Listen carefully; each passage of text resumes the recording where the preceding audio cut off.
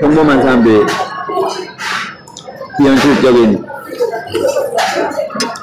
얘기하고 노는 취미 토크쇼 김어진쇼의 김어진입니다. 저는 지금 왕십리 푸드코트에 와 있어요. 왜냐? 오늘 왕십리역 CGV에서 실시되는 모니터링 시사회에 당첨이 됐기 때문이죠. 잠시 후에 블라인드 시사회에 갈 예정이기 때문에 밥을 미리 먹고 있습니다.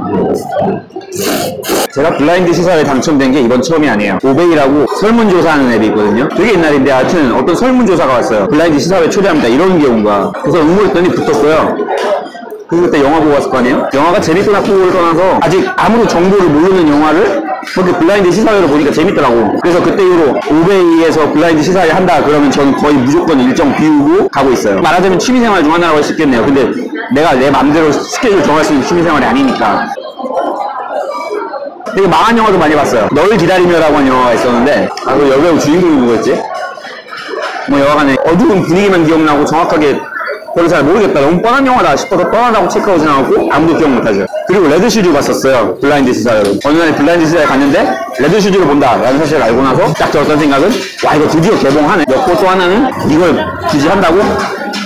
그런 거였거든요. 이건 무슨 뭐라고 해야 되지? K-뷰티에서나 볼 수 있는 어떤 미녀상에 완전 꽉 갇혀있는 정말 깝깝한 약간 시대 잘못 읽고 있는 아직도 한 90년대쯤에 살고 있는 그런 스토리가 나왔더라고. 그래서 엄청 호평적고 지금은 착실하게 극장가에서 물러나는 중이죠. 어쨌든 저는 이게 앞으로 나올 영화에 대한 얼리 액세스이기도 하고 일단 공짜니까 운이 좋으면 즐기는 그런 취미생활로 즐기고 있어요. 블라인드 시사회가 매력이 뭐냐면 영화가 개봉을 해서 공개가 되기 전까지는 말을 하면 안 돼요. 보안 서약을 지켜야 돼요. 그게 제일 힘들면서 제일 재밌는 부분인데 영화 딱 보고 나서 나중에 영화 개봉하면 썰프야지 하고 계속 기억하고 있는데 점점 영화 개봉할 때쯤 되면 다 까먹어. 그래서 말을 못해요. 그래서 오늘 김어진 쇼는 뭘 할 거냐? 이 블라인드 시사회를 보고 나서 영화에 대한 소감을 그 영화라는 사실을 알 수 없게 잘 가려서 한번 리뷰해 보겠습니다. 알릴 수 없는 영화에 대해 소개하는 거죠. 학교 대충 먹었고 그러면 이동을 해보겠습니다.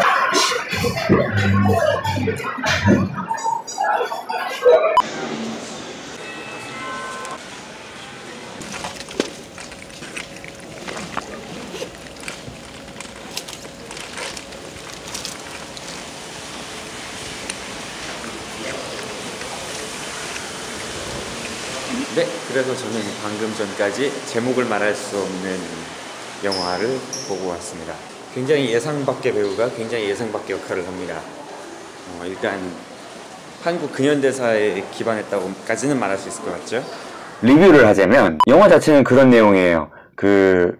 어디에 뭐인 A라는 사람이 있고 또 어디에 그거인 B라는 사람이 있어서 A랑 B가 이제 서로 그거를 하면서 이렇게 된다라고 하는 내용인데 영화 초반 설정을 설명하기 위해서 신문 기사 타이틀인 것처럼 해서 막 CG가 막 나와요. 근데 그게 너무 조잡하게 돼 있어. 막 굴림체 박혀있고 더미 텍스트 들어가 있고 그래가지고 그게 좀 웃기더라고. 블라인드 시사회라는 게 기본적으로 그래요. 안 가보신 분들이 있을 것 같아서 대충 설명을 드리면 영화가 될지 안 될지가 불확실한 경우에도 블라인드 시사회를 많이 해요. 그런 경우에는 보통 포스트 프로덕션, 그러니까 후반 작업이 전혀 안 돼 있는 거죠. 대부분의 경우에 음악이 없어요. 정말 꼭 필요한 음악만 몇 개 들어가 있고 심지어 사운드도 엉망이고요. 그런 식으로 블라인드 시사회 편집본이 만들어져요. 그래서 나 블라인드 시사회 왔구나 그 생각 들면서 거기서 살짝 몰입이 깨졌었고 아무튼 그래서 쭉 봤는데 일단 영화 자체는 휴먼 드라마였어요. 이제 영화 시작 바로 전에 상영 전 사전 설문이라는 걸 해요. 그게 앱으로 딱 왔어. 보니까 영화 줄거리 대충 소개 쭉쭉 해주면서 이러이러한 내용의 휴먼 드라마라고 써있어. 그래가지고 나 휴먼 드라마 좀 싫은데? 그러면서 응답을 했던 기억이 나네요. 저는 솔직히 휴먼 드라마를 일부러 찾아보진 않는단 말이에요. 한국에서 휴먼 드라마라고 하는 것은 아무래도 신파의 유혹을 엄청나게 많이 받는 장르잖아요. 근데 또 이게 배급사는 거기란 말이에요. 이 배급사가 실패할 영화는 절대 투자를 안 하는 곳이에요. 그래서 저로서는 이런 사전 설문을 응답하고 나서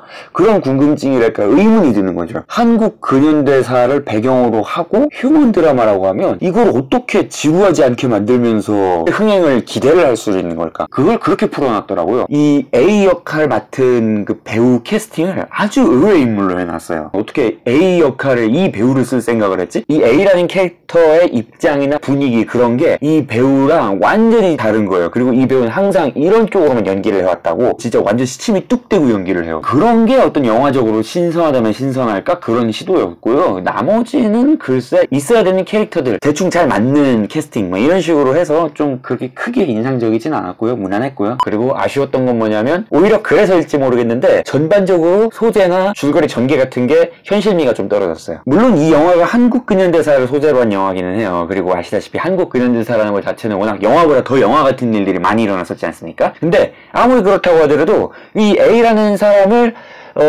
그렇게 하기 위해서 이제 B가 그리고 B의 주변에 있는 그 사람들이 그 A를 계속해서 이렇게 하고 그 과정에서 결국은 그렇게 되고 만다?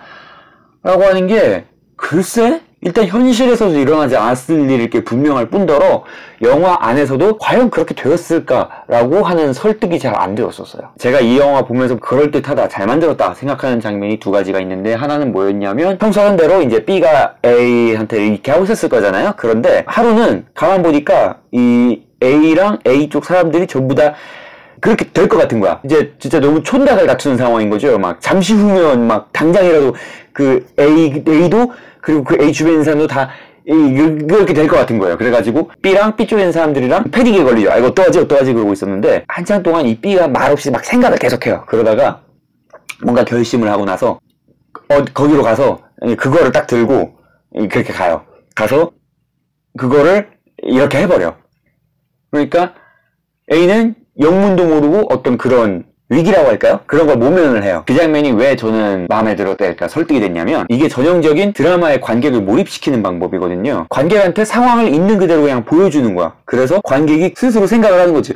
나라면 어떻게 하게 되지? 이거 큰일이네? 그런 생각을 관객이 하고 있을 때쯤에 주인공이나 관객이 몰입하고 있는 어떤 인물이 어떤 결정을 해서 액션을 취하는 거죠. 그러고 나면 관객은 자연스럽게 어떻게 주인공은 저럴 수 있었을까? 막 그런 생각을 하게 되는 거거든. 그리고 사실 이런 게 드라마를 구축하는 정석이거든요. 이 영화가 어쨌든 한국 근현대사라고는 레퍼런스를 가지고 있기 때문에 몇몇 장면들은 굉장히 뻔하게 그냥 쫙쫙 펼쳐버리는 부분들도 있었어요. 근데 이 장면만큼은 약간 그래도 최소한의 어떤 인간적인 드라마를 만들고 있어서 그게 인상적이었어요. 그 다음으로 그럴듯하다고 생각했던 또 다른 장면이 뭐였냐면은 그 노래 아세요? 그 한때 그거였던 노래고 지금은 아닌데 뭐 이렇게 하는 노래 있어요. 그 노래가 이 영화에 생각보다 비중 있게 나와요. 그 노래를 그 A라는 사람이 계속 그거를 해요. 그러니까 그 B랑 같이 있는 그 사람들이 그런 의심을 서로 하게 되는 거죠. 혹시 저 노래 그거 아니냐고. 그건가?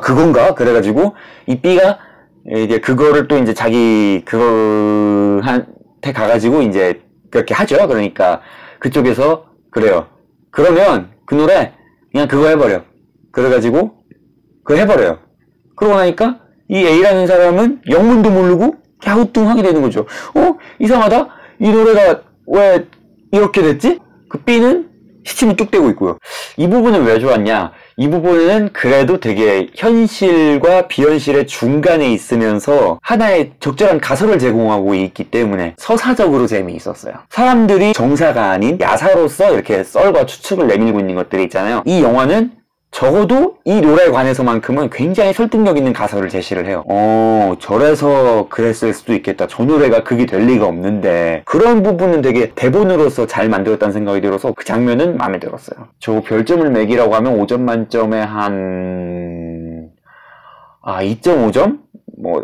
글쎄 3점? 그 사이일 것 같아요. 저한테 블라인드 시사를 시켜주신 분들한테는 조금 미안하네요. 공짜로 영화 구경 시켜줬더니 악평을 하고 있네요. 근데 해야 되는 건 해야지 어떡해. 좋은 영화면 좋은 영화라고 평가하려고 했어요. 근데 별로 안 좋은 영화라서 안 좋다고 말하는 걸 어떻게 하나요? 영화 이름이나 그런 정보를 싹 다 뺐습니다. 네. 저는 이번 월요일에 본 영화에 대해서 말한 적이 없는 거예요. 물론 이제 이 영화 개봉하고 나서 이 에피소드를 다시 보시면 그때쯤에는 김어진이 정말 리뷰 하나 기깔나게 잘했구나 라는 걸 느끼실 수 있을 거예요. 하지만 그건 그때 얘기고 이번 주 김어진 쇼 준비한 건 여기까지입니다.